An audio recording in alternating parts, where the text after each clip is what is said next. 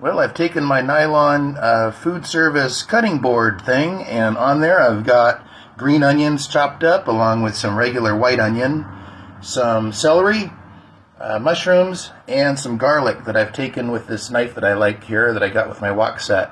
And I'm going to put all that stuff right here into this crock pot with this frozen stew meat here, which is still defrosting, along with some teriyaki sauce, ginger, a little bit of onion and garlic powder, and some other stuff, and make kind of a Mongolian beef here and see how that comes out.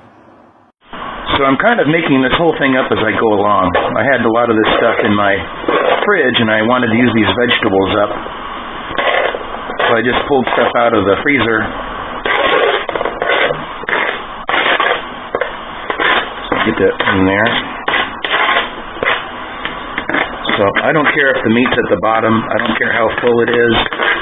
All of this is going to reduce once it actually starts to have liquid put in it, and it starts to heat up. And as the meat defrosts and all of that, it will get to be about half or a third of the filled capacity of the pot. Here's what the ingredients are I put into the pot after I put the beef and vegetables in.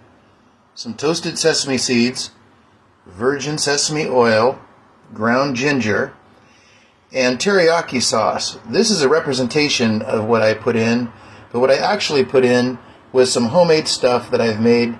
I'll give the recipe at a different time. Then I also put in some red pepper flake, which is great on pizza, but also awesome in a dish like this.